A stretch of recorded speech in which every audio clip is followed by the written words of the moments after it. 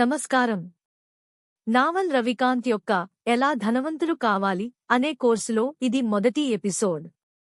మనం ప్రయాణం మొదలుపెట్టే ముందు అసలు గమ్యం ఏమిటో స్పష్టంగా తెలుసుకోవాలి. మనం దేనికోసం పరిగెడుతున్నాం? డబ్బా, హోదా, లేక సంపద? ఈ మూడింటి మధ్య చాలా పెద్ద తేడా ఉంది. చాలామంది తాము డబ్బు సంపాదించాలనుకుంటున్నారని అనుకుంటారు. కానీ నిజానికి వారు కోరుకునేది సంపద. డబ్బు అనేది కేవలం సంపదను కొలవడానికి లేదా బదిలీ చేయడానికి ఉపయోగించే సాధనం మాత్రమే. అలాగే హోదా అనేది సమాజంలో మీ స్థానం. ఈ మూడింటిని కలగాపులగం చేయకూడదు. సంపద అంటే ఏమిటో లోతుగా తెలుసుకుందాం. సంపద అంటే బ్యాంకులో ఉండే నోట్ల కట్టలు కాదు. సంపద అంటే మీరు నిద్రపోతున్నప్పుడు కూడా మీ కోసం పనిచేసే ఆస్తులు. అది రాత్రిపూట నడిచే ఫ్యాక్టరీ కావచ్చు, కస్టమర్లకు సేవ చేసే కంప్యూటర్ కోడ్ కావచ్చు, లేదా ఇతర వ్యాపారాలలో మీకు ఉండే వాటా కావచ్చు. సంపద స్వేచ్ఛను ఇస్తుంది. మరి డబ్బు అంటే ఏమిటి? డబ్బు అంటే మనం సంపదను ఒకరి నుండి ఒకరికి మార్చుకునే పద్ధతి. ఇది సమాజం మనకు ఇచ్చే అయోయు, నేను నీకు బాకీ ఉన్నాను లాంటిది. మీరు ఇతరుల కోసం చేసిన పనికి ప్రతిఫలంగా భవిష్యత్తులో ఏదైనా పొందే హక్కును డబ్బు అంటారు. కానీ డబ్బే సంపద కాదు, అది కేవలం కొలమానం. ఇక మూడవది హోదా. ఇది సమాజంలో మీ ర్యాంక్. నేను నీకంటే గొప్ప, నేను నంబర్ 1, నువ్వు నంబర్ 2 అని చెప్పడమే హోదా. ఇది చాలా పాత ఆట. మనం అడవుల్లో తెగలుగా జీవించినప్పటి నుండి ఇది ఉంది. ఎవరు నాయకుడు? ఎవరు అనుచరుడు? ఇదే హోదా. ఇక్కడ చాలా ముఖ్యమైన విషయం ఉంది. సంపద సృష్టించడం అనేది పాజిటివ్ సమ్ గేమ్. అంటే మనం కొత్త టెక్నాలజీని కనిపెడితే అందరి జీవితాలు బాగుపడతాయి. అందరూ ధనవంతులు కావచ్చు. కానీ హోదా అనేది జీరో సమ్ గేమ్. ఒలింపిక్స్లో బంగారు పతకం ఒక్కరికే వస్తుంది. ఒకరు నంబర్ 1 కావాలంటే మరొకరు నంబర్ 2కి పడిపోవాల్సిందే. హోదా కోసం పాకులాడేవారు తరచుగా సంపద సృష్టించే వారిపై దాడి చేస్తారు. ఎందుకంటే వారు మిమ్మల్ని కిందకు లాగితేనే వారి హోదా పెరుగుతుంది. అందుకే జర్నలిస్టులు లేదా రాజకీయ నాయకులు కొన్నిసార్లు వ్యాపారవేత్తలను విమర్శిస్తారు. వారు ధనవంతులు చెడ్డవారు అని చెప్పడం ద్వారా తాము మంచివారు అనే హోదాను పొందడానికి ప్రయత్నిస్తారు. కానీ నిజం ఏమిటంటే సంపద సృష్టించడం చాలా నైతికమైన పని. మీరు ఒక ఇంటిని కడితే, ఒక సాఫ్ట్వేర్ రాస్తే మీరు సమాజానికి విలువను జోడిస్తున్నారు. మీరు కేక్ ముక్కను లాక్కోవడం లేదు, కేక్ సైజును పెంచుతున్నారు. అభావం, స్కేర్సిటీ ఉన్న చోట సమృద్ధిని సృష్టిస్తున్నారు. కాబట్టి మీ వ్యూహం ఎలా ఉండాలి? 1. హోదా ఆటలను పూర్తిగా విస్మరించండి. ఎవరైతే మీకంటే గొప్పగా కనిపించడానికి ప్రయత్నిస్తారో వారితో గొడవ పడకండి. 2. మీ దృష్టి అంతా సంపద సృష్టించడంపైనే పెట్టండి. 3.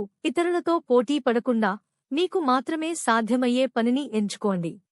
చివరగా గుర్తుంచుకోండి, సంపద అంటే స్వేచ్ఛ, హోదా అంటే బంధనం. సంపద పాజిటివ్ సమ్, హోదా జీరో సమ్. మీరు ధనవంతులు కావాలంటే హోదా అనే ఉచ్చులో పడకుండా సమాజానికి ఉపయోగపడే ఆస్తులను నిర్మించడంపై దృష్టి పెట్టాలి. లక్ష్యం సంపద అని తెలుసుకున్నాం. మరి దానిని ఎలా సాధించాలి? ఏ పని చేయాలి? దీనికి సమాధానమే నిర్దిష్ట జ్ఞానం, స్పెసిఫిక్ నాలెడ్జ్. దీని గురించి వచ్చే ఎపిసోడ్లో వివరంగా తెలుసుకుందాం. నమస్కారం. నావల్ రవికాంత్ యొక్క హౌ టు గెట్ రిచ్ సిరీస్లో ఇది చాలా ముఖ్యమైన భాగం. ఈరోజు మనం ఒక చేదు నిజాన్ని తెలుసుకోబోతున్నాం. కేవలం మీ సమయాన్ని అద్దెకు ఇవ్వడం ద్వారా మీరు ఎప్పటికీ సంపన్నులు కాలేరు. అసలు ఈక్విటీ అంటే ఏమిటి? అది ఎందుకు అంత అవసరం? అనే విషయాలను ఇప్పుడు చూద్దాం. చాలామంది అనుకుంటారు, ఎక్కువ కష్టపడి పనిచేస్తే, ఎక్కువ జీతం వస్తే ధనవంతులు అవుతామని. కానీ అది నిజం కాదు. మీరు మీ సమయాన్ని అద్దెకు ఇస్తున్నంత కాలం, అంటే గంటల చొప్పున పనిచేస్తున్నంత కాలం, మీ సంపాదనకు ఒక పరిమితి, సీలింగ్ ఉంటుంది. ఎందుకంటే రోజుకు 24 గంటలు మాత్రమే ఉంటాయి. మీరు ఎంత గొప్ప డాక్టర్ అయినా, లాయర్ అయినా, మీ సమయానికి ఒక హద్దు ఉంది. దీన్ని గణితం ద్వారా చూద్దాం. మీ ఆదాయం అనేది మీ గంటకు ఉన్న ధర మరియు మీరు పనిచేసే సమయం యొక్క లబ్ధం. ఇక్కడ సమస్య రేట్ కాదు, సమస్య టైం. సమయం ఎప్పుడూ 24 గంటల కంటే తక్కువగానే ఉంటుంది. ఈ సమీకరణంలో టైం అనే వేరియబుల్ మీ సంపదను అనంతం కాకుండా అడ్డుకుంటుంది. అందుకే మీకు ఈక్విటీ కావాలి. ఈక్విటీ అంటే ఒక వ్యాపారంలో మీకు ఉండే యాజమాన్యపు వాటా. ఇది మీరు పని చేయకపోయినా మీకోసం పనిచేసే ఆస్తి. మీరు సెలవులో ఉన్నా, నిద్రపోతున్నా, ఈక్విటీ మీకోసం విలువను సృష్టిస్తూనే ఉంటుంది. జీతానికి మరియు ఈక్విటీకి ఉన్న ప్రధాన తేడా ఇదే. జీతంలో మీ ఇన్పుట్ మరియు అవుట్పుట్ ముడిపడి ఉంటాయి. మీరు గంట పని చేస్తే గంటకు డబ్బు వస్తుంది. కానీ ఈక్విటీలో ఈ సంబంధం తెగిపోతుంది. మీరు ఒక ప్రొడక్ట్ తయారు చేయడానికి లేదా బిజినెస్ కట్టడానికి ఒకసారి కష్టపడతారు, కానీ అది దశాబ్దాల పాటు మీకు ఫలితాలను ఇస్తూనే ఉంటుంది. నిజమైన సంపద సృష్టించాలంటే ఈ 4 దశలు ముఖ్యం. సమాజానికి కావాల్సిన దాన్ని గుర్తించి దాన్ని వారికి అందించాలి. ముఖ్యంగా అది మీరు లేకుండానే నడిచేలా ఉండాలి. ఆ వ్యవస్థలో మీకు వాటా ఉండడమే ఈక్విటీ. ఇది లేకుండా మీరు కేవలం ఒక ఖరీదైన కూలీ మాత్రమే. సమాజం ఎవరికి ఎక్కువ డబ్బు ఇస్తుంది? రిస్క్ తీసుకునే వారికి. ఉద్యోగికి గ్యారంటీ జీతం ఉంటుంది, కానీ యజమానికి గ్యారంటీ ఉండదు. అప్పులు, ఖర్చులు పోగా మిగిలినదే యజమాని తీసుకుంటాడు. కానీ వ్యాపారం బాగా జరిగితే ఆ మిగిలిన మొత్తం రెసిడ్యూల్ వాల్యూ అపరిమితంగా ఉంటుంది. ఆ అపరిమిత లాభాన్ని పొందే హక్కు కేవలం ఈక్విటీ ఉన్నవారికే ఉంటుంది. గణితపరంగా చూస్తే శ్రమ విలువ లినియర్. కానీ ఈక్విటీ విలువ కంపౌండింగ్ ద్వారా పెరుగుతుంది. మీరు ఒక కంపెనీలో చిన్న వాటా తీసుకున్నా, ఆ కంపెనీ వృద్ధి చెందుతున్న కొద్దీ మీ వాటా విలువ కూడా విపరీతంగా పెరుగుతుంది. మీ శ్రమకు ఇంతటి శక్తి ఉండదు. చరిత్రను గమనిస్తే నిజమైన సంపద ఎప్పుడూ ఆస్తులు ఉన్నవారి దగ్గరే ఉంది. పూర్వం భూమి ఉన్నవాడే రాజు. ఇప్పుడు టెక్నాలజీ లేదా కంపెనీలో వాటా ఉన్నవాడే రాజు. గొప్ప విషయం ఏంటంటే ఈ రోజుల్లో ఎవరైనా ఈక్విటీని సొంతం చేసుకోవచ్చు. మీరు స్టాక్ మార్కెట్లో ఇన్వెస్ట్ చేయవచ్చు లేదా మీరే సొంతంగా కంపెనీ పెట్టవచ్చు. మరి ఇప్పుడు మీరు ఏం చేయాలి? 1. మీరే సొంతంగా వ్యాపారాన్ని ప్రారంభించండి. లేదా ప్రారంభ దశలో ఉన్న మంచి కంపెనీలో చేరి జీతంతో పాటు స్టాక్ ఆప్షన్స్, షేర్స్ అడగండి. అది కుదరకపోతే మీ ఖర్చులు తగ్గించుకుని మిగిలిన డబ్బుతో మంచి కంపెనీల షేర్లు కొనండి. లేదా కోడింగ్, యూట్యూబ్ వంటి వాటి ద్వారా మేధో సంపత్తిని, ఇంటెలెక్చువల్ ప్రాపర్టీ సృష్టించండి. కోడింగ్ అనేది ఈక్విటీకి ఒక ఆధునిక రూపం. ఈ చిన్న కోడ్ ముక్కను చూడండి. మీరు ఒక ప్రొడక్ట్ను ఒక్కసారి తయారు చేస్తారు, బిల్డెండర్స్కోవిన్స్. కానీ అది మీరు నిద్రపోతున్నప్పుడు కూడా అమ్ముడుపోతూనే ఉంటుంది, వైల్ ట్రూ. ఇక్కడ ప్రతి అదనపు యూనిట్ను అమ్మడానికి మీకు ఖర్చు అవ్వదు. ఇదే సాఫ్ట్వేర్ యొక్క మ్యాజిక్. చివరగా గుర్తుంచుకోండి, మీరు మీ సమయాన్ని అమ్ముకుని బతుకుతుంటే మీరు కేవలం బతికి ఉంటారు, కానీ సంపన్నులు కాలేరు. ఆర్థిక స్వేచ్ఛ కావాలంటే మీ పేరు మీద ఈక్విటీ ఉండాల్సిందే. ఈక్విటీ అనేది భవిష్యత్తులో వచ్చే లాభాలకు ఒక టికెట్ లాంటిది. ధన్యవాదాలు. నమస్కారం. ఈ రోజు మనం నావల్ రవికాంత్ యొక్క సంపదను ఎలా సృష్టించాలి అనే సిరీస్లో అత్యంత కీలకమైన అంశం గురించి మాట్లాడుకోబోతున్నాం. అదే నిర్దిష్ట జ్ఞానం లేదా స్పెసిఫిక్ నాలెడ్జ్. ఇది మిమ్మల్ని ధనవంతులుగా మార్చడమే కాదు, మిమ్మల్ని ఎవరూ భర్తీ చేయలేని స్థాయికి తీసుకెళ్తుంది. అసలు ఈ నిర్దిష్ట జ్ఞానం అంటే ఏమిటి? సింపుల్గా చెప్పాలంటే ఇది పాఠశాలల్లో నేర్పించలేనిది.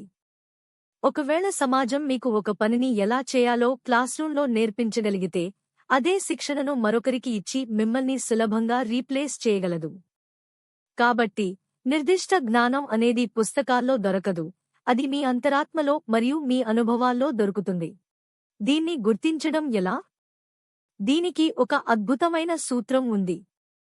ఏదైనా పని చేస్తున్నప్పుడు అది మీకు ఒక ఆటలాగా, వినోదంలాగా అనిపించాలి, కానీ మిగతా వారికి మాత్రం అది కష్టమైన పనిలా కనిపించాలి. మీకు అది ఆట కాబట్టి మీరు గంటల తరబడి అలసిపోకుండా పని చేయగలరు. ఇతరులకు అది కష్టం కాబట్టి వారు మీతో పోటీ పడలేరు. చాలామంది ప్రస్తుతం మార్కెట్లో ఏది హాట్గా ఉందో అంటే ఏఐ గాని, క్రిప్టో గాని దాని వెనుక పరిగెడతారు. ఇది తప్పు.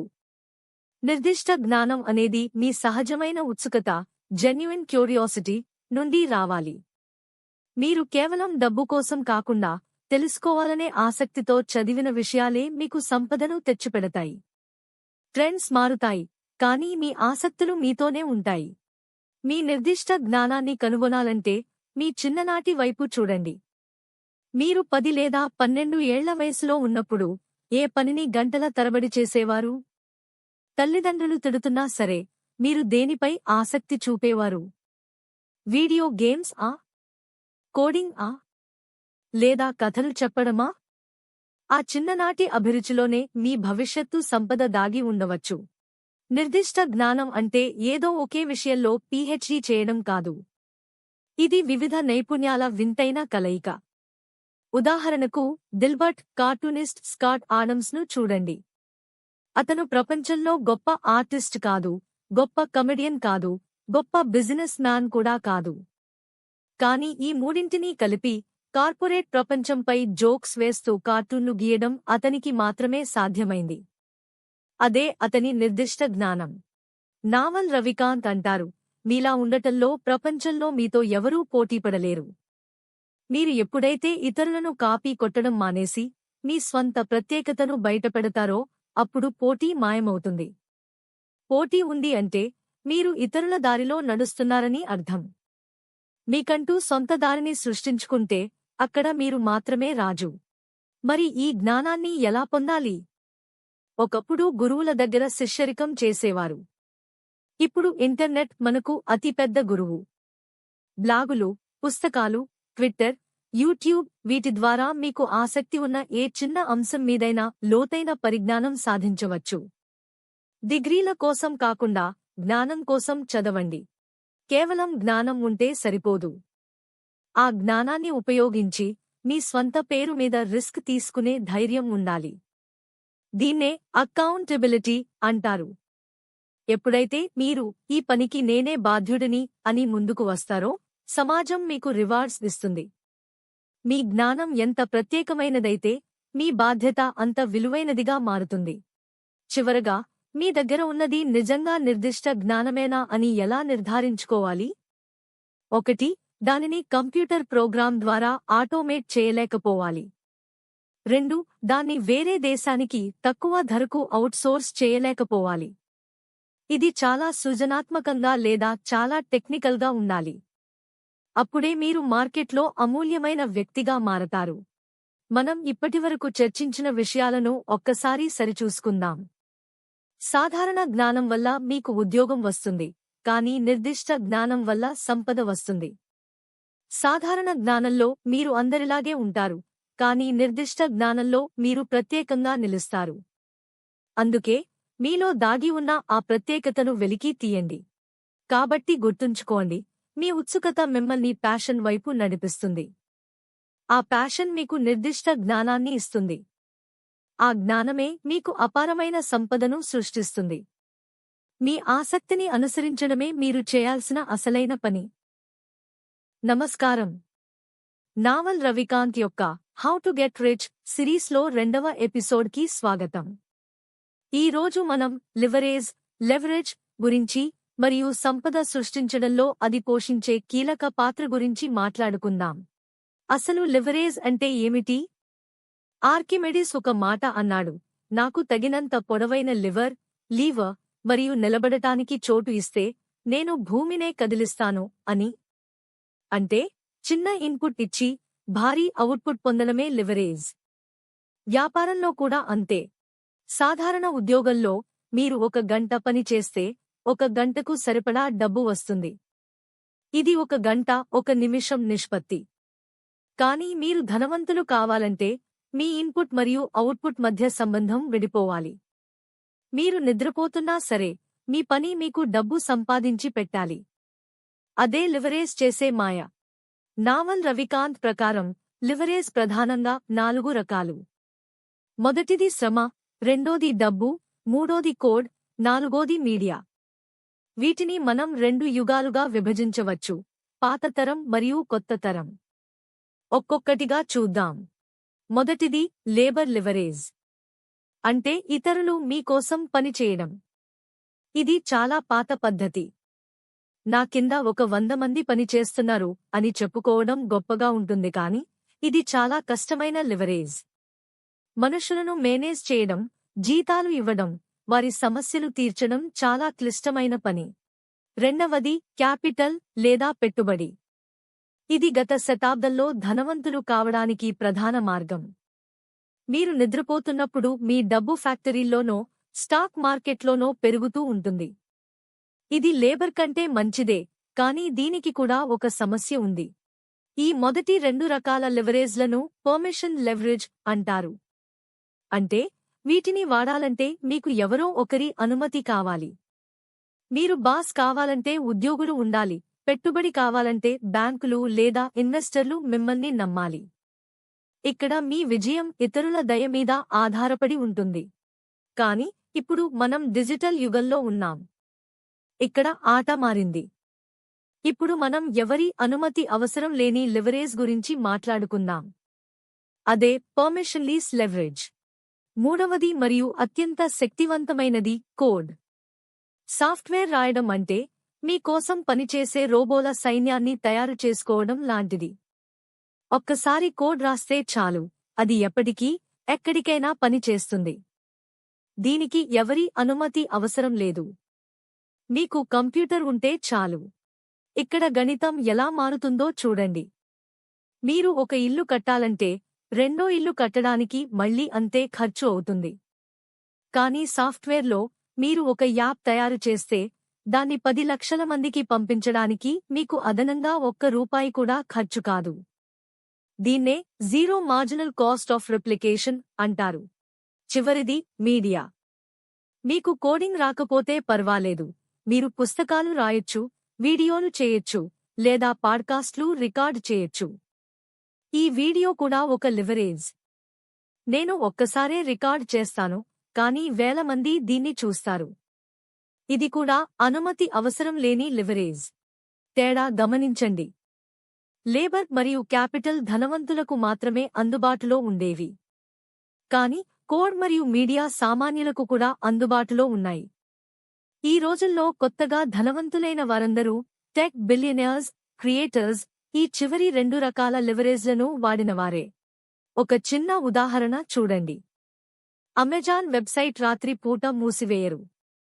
దాని వెనుక ఉన్న కోడ్ 24 గంటలు పనిచేస్తూనే ఉంటుంది. పాతకాలంలో దుకాణం నడపాలంటే మనిషి ఉండాలి.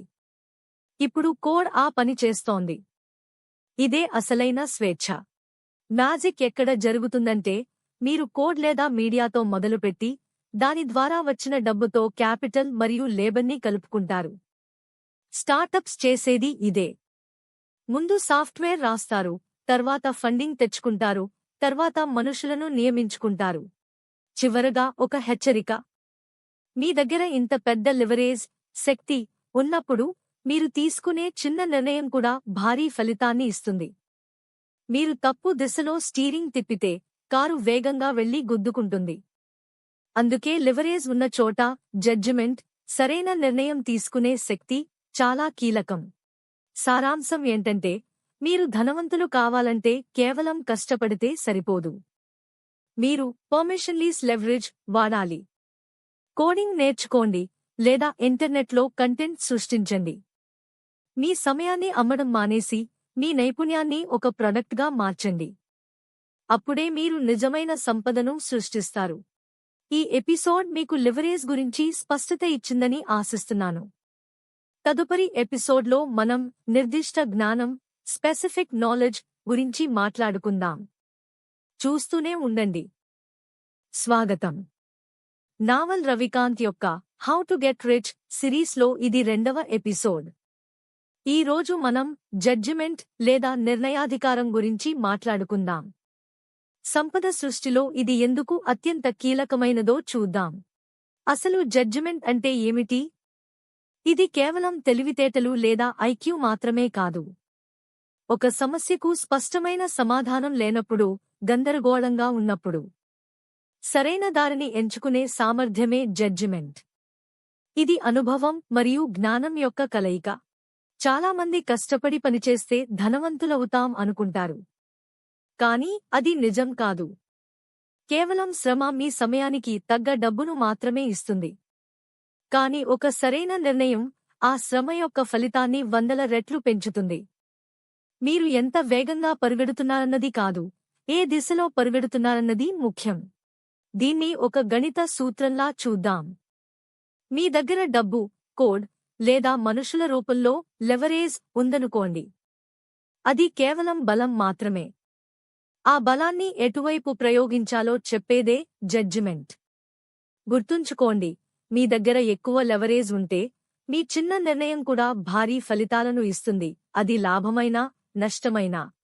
ఒక ఉదాహరణ చూద్దాం. ఒక సాధారణ ఉద్యోగి తప్పు చేస్తే కంపెనీకి కొన్ని వేల రూపాయల నష్టం వస్తుందేమో. కాని 100 కోట్లు, వేల మంది ఉద్యోగులు ఉన్న కంపెనీ సీఈఓ ఒక చిన్న తప్పుడు నిర్ణయం తీసుకుంటే ఆ నష్టం 100 కోట్లలో ఉంటుంది. అందుకే ఎక్కువ లెవరేజ్ ఉన్న చోట జడ్జిమెంట్ కు అత్యంత విలువ ఉంటుంది. ఓడను నడిపే కెప్టెన్ దిశను 1 డిగ్రీ మార్చినా గమ్యం పూర్తిగా మారిపోతుంది. మరి ఈ జడ్జిమెంట్ ఎలా వస్తుంది? ఇది స్కూల్లో నేర్పించేది కాదు. ఇది మీ భావోద్వేగాలను పక్కన పెట్టి వాస్తవాలను ఉన్నవి ఉన్నట్లుగా చూడటం ద్వారా వస్తుంది. మనకు నచ్చినట్లుగా కాకుండా ప్రపంచం నిజంగా ఎలా నడుస్తుందో అర్థం చేసుకోవాలి. క్లియర్ థింకింగ్ లేదా స్పష్టమైన ఆలోచనే దీనికి మూలం. వారెన్ బఫెట్ వంటి వారిని చూడండి. ఆయన రోజుకు 100 నిర్ణయాలు తీసుకోరు. సంవత్సరానికి కేవలం 2 లేదా 3 ముఖ్యమైన నిర్ణయాలు తీసుకుంటారు. కాని అవి చాలా ఖచ్చితంగా ఉంటాయి. ఎందుకంటే ఆయనకు దశాబ్దాల అనుభవం ఉంది. ఆయన తప్పులు చేసి వాటి నుండి నేర్చుకుని ఇప్పుడు సరైన సమయంలో సరైన బటన్ నొక్కగలరు. కేవలం మంచి నిర్ణయాలు తీసుకుంటే సరిపోదు. ఆ నిర్ణయాలకు మీరు బాధ్యత వహించాలి, అకౌంటబిలిటీ. ఈ నిర్ణయం నాది, ఫలితం ఏదైనా నేను చూసుకుంటాను అని మీ పేరు మీద రిస్క్ తీసుకున్నప్పుడే సమాజం మీకు ఆ నిర్ణయానికి తగ్గ ప్రతిఫలాన్ని ఇస్తుంది. దాన్నే మనం ఈక్విటీ లేదా వాటా అంటాం. చివరగా ఈ చక్రాన్ని అర్థం చేసుకోండి. మొదట సరైన జడ్జిమెంట్ సంపాదించండి. ఆ తర్వాత బాధ్యత తీసుకోండి. అప్పుడు మీ నిర్ణయాలకు కోడ్, మీడియా లేదా డబ్బు అనే లెవరేజ్ జోడించండి. అప్పుడు మీ సంపాదన మీ సమయంతో సంబంధం లేకుండా విపరీతంగా పెరుగుతుంది. గొప్ప నిర్ణయాలు తీసుకోవడానికి ఖాళీ సమయం కావాలి. బిజీగా ఉండటం గొప్పతనం కాదు. ఆలోచించడానికి సమయం తీసుకోండి, కానీ ఒక్కసారి నిర్ణయం తీసుకున్నాక దాన్ని వేగంగా అమలు చేయండి. ఇదే నావల్ చెప్పే సూత్రం. గుర్తుంచుకోండి, కఠోర శ్రమ మిమ్మల్ని బతికిస్తుంది, కానీ సరైన జడ్జిమెంట్ మిమ్మల్ని రాజును చేస్తుంది. వచ్చే ఎపిసోడ్లో లెర్న్ టు బిల్డ్ మరియు లెర్న్ టు సెల్ గురించి తెలుసుకుందాం. ధన్యవాదాలు. నమస్కారం. ఈరోజు మనం నావల్ రవికాంత్ యొక్క హౌ టు గెట్ రిచ్ సిరీస్లో ఒక ముఖ్యమైన ఘట్టానికి చేరుకున్నాం. అదే ఆధునిక ఆర్కిటైప్. చరిత్రలో ఎన్నడూ లేని విధంగా ఈ రోజుల్లో ఒక వ్యక్తి తక్కువ శ్రమతో అద్భుతమైన సంపదను ఎలా సృష్టించగలడో మనం విశ్లేషిద్దాం. గతంలో మీరు ఎంత డబ్బు సంపాదిస్తారనేది మీరు ఎన్ని గంటలు పనిచేశారనే దానిపై ఆధారపడి ఉండేది. ఒక రైతు లేదా కార్మికుడిని ఊహించుకోండి. కాని ఆధునిక యుగంలో ఈ సంబంధం తెగిపోయింది. ఇప్పుడు మీరు ఏమి చేస్తున్నారు, ఎలా చేస్తున్నారు అనేది మీరు ఎంత కష్టపడుతున్నారు అనే దానికంటే ముఖ్యం. అసలు ఆధునిక ఆర్కిటైప్ అంటే ఎవరు? వీరు కేవలం ఉద్యోగులు కాదు, కేవలం యజమానులు కూడా కాదు. వీరు తమకున్న ప్రత్యేకమైన జ్ఞానాన్ని, స్పెసిఫిక్ నాలెడ్జ్, టెక్నాలజీ లేదా డబ్బు అనే లెవరేజ్తో జోడించి తమ సొంత పేరు మీద రిస్క్ తీసుకునే వ్యక్తులు. దీన్ని ఒక సమీకరణంలా చూద్దాం. మీ ఫలితం లేదా సంపద అనేది మీ జ్ఞానం మరియు బాధ్యత యొక్క కూడిక, దానికి లెవరేజ్ గుణించబడుతుంది. లెవరేజ్ అనేది ఒక గుణకం, మల్టిప్లాయర్. అది మీ చిన్న ప్రయత్నాన్ని భారీ ఫలితాలుగా మారుస్తుంది. లెవరేజ్లో రకాలు ఉన్నాయి. పాత కాలంలో ధనవంతులు కావాలంటే మీకు చాలామంది మనుషులు, లేబర్ లేదా చాలా డబ్బు, క్యాపిటల్ కావాలి. వీటికి ఇతరుల అనుమతి కావాలి. కానీ ఆధునిక ఆర్కిటైప్ కోడ్ మరియు మీడియాను వాడుకుంటారు. దీనికి ఎవరి అనుమతి అక్కర్లేదు. మీరు నిద్రపోతున్నప్పుడు కూడా ఇవి మీ కోసం పనిచేస్తాయి. దీనికి ఉత్తమ ఉదాహరణ జో రోగన్. ఇతను కేవలం ఒక పోడ్కాస్టర్ మాత్రమే కాదు, ఆధునిక ఆర్కిటైప్కు ఒక ప్రతీక. మీడియా లెవరేజ్ ఎలా పనిచేస్తుందో చూద్దాం. సాంప్రదాయ రేడియోను చూడండి. దానికి పరిమితులు ఉన్నాయి. కానీ జో రోగన్ పాడ్కాస్ట్ ఒకసారి రికార్డ్ చేస్తారు. దాన్ని 10 మంది విన్నా, 10 కోట్ల మంది విన్నా అతనికి అయ్యే ఖర్చు దాదాపు ఒక్కటే. దీన్నే zero marginal cost of replication అంటారు. ఇది మీడియా లెవరేజ్ యొక్క శక్తి. ఇక్కడ ప్రక్రియను గమనించండి. 1. తనకున్న సహజమైన ఆసక్తిని మాట్లాడటం తీసుకున్నాడు. 2. ఇంటర్నెట్ అనే లెవరేజ్ వాడాడు. 3. తన సొంత పేరుతో రిస్క్ తీసుకున్నాడు. ఫలితం 100 కోట్ల సంపద. ఇక్కడ అతను ఎవరి కింద పని చేయడం లేదు, తన కోసం తానే ఒక వ్యవస్థను సృష్టించుకున్నాడు. ఇప్పుడు మరొక ఉదాహరణ చూద్దాం. కోడ్ రాయగలిగే ఒక డెవలపర్ లేదా సాఫ్ట్వేర్ ఫౌండర్. ఇది మీడియా కంటే కూడా శక్తివంతమైనది. మీరు రాసిన కోడ్ ఒక రోబోట్ సైన్యం లాంటిది. మీరు నిద్రపోతున్నా, సెలవులో ఉన్నా అది కస్టమర్లకు సేవ చేస్తూనే ఉంటుంది. జెఫ్ బెజోస్ అమెజాన్ వెబ్సైట్ను కోడ్ ద్వారా ఆటోమేట్ చేశారు. ఒక్కసారి రాసిన సాఫ్ట్వేర్ మళ్లీ మళ్లీ పనిచేస్తూనే ఉంటుంది. ఇక్కడ ఒక విషయం గుర్తుంచుకోవాలి. మీ దగ్గర లెవరేజ్ ఉన్నప్పుడు మీ చిన్న నిర్ణయం కూడా భారీ ప్రభావాన్ని చూపుతుంది. మీరు కోడ్ రాసేటప్పుడు ఒక చిన్న తప్పు చేస్తే అది లక్షల మందికి వెళ్తుంది. అందుకే లెవరేజ్ పెరిగే కొద్దీ మీ జడ్జిమెంట్, నిర్ణయాధికారం విలువ పెరుగుతుంది. చివరగా అత్యున్నత స్థాయి లెవరేజ్, క్యాపిటల్, డబ్బు. దీనికి వారెన్ బఫెట్ సరైన ఉదాహరణ. వారెన్ బఫెట్ కోడ్ రాయరు, పాడ్కాస్ట్ చేయరు. కాని ఆయన దగ్గర జడ్జిమెంట్ ఉంది. ఆయన సరైన కంపెనీలను గుర్తిస్తారు. ఆయన తన దగ్గర ఉన్న క్యాపిటల్ను లెవరేజ్గా వాడుతారు. ఆయన తీసుకునే ఒక్క నిర్ణయం వేల మంది ఉద్యోగుల శ్రమను సరైన దారిలో పెడుతుంది. అందుకే ఆయనకు అంత విలువ. ఈ పట్టికను గమనించండి. కేవలం శ్రమను నమ్ముకున్న వారికి సమయమే పరిమితి. డబ్బు ఉన్నవారికి వారి డబ్బు పరిమితి. కాని కోడ్ మరియు మీడియాను వాడే ఆధునిక ఆర్కిటైప్కు ఆకాశమే హద్దు. ఒక్క సాఫ్ట్వేర్ లేదా వీడియో ప్రపంచం మొత్తాన్ని చేరుకోగలదు. మరి మీరు ఎక్కడి నుండి మొదలు పెట్టాలి? ముందుగా, మీకు సహజంగా ఆసక్తి ఉన్న మార్కెట్కి అవసరమైన నైపుణ్యాన్ని గుర్తించండి. తర్వాత కోడింగ్ లేదా కంటెంట్ క్రియేషన్ నేర్చుకోండి. చిన్నగా మొదలుపెట్టి మీ సొంత ప్రాజెక్టులను నిర్మించండి. అప్పుడు పెట్టుబడి దానంతటా అదే వస్తుంది.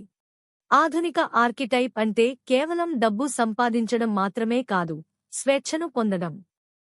మీ పని, మీ సమయం నుండి విడిపోయినప్పుడు మీరు నిజమైన స్వేచ్ఛను పొందుతారు. మీరు నిద్రపోతున్నప్పుడు కూడా మీ కోసం సంపద సృష్టించే వ్యవస్థను నిర్మించడమే దీని సారాంశం. లెవరేజ్ ఉంటే సరిపోదు, దాన్ని ఎలా వాడాలో తెలియాలి. అదే జడ్జిమెంట్.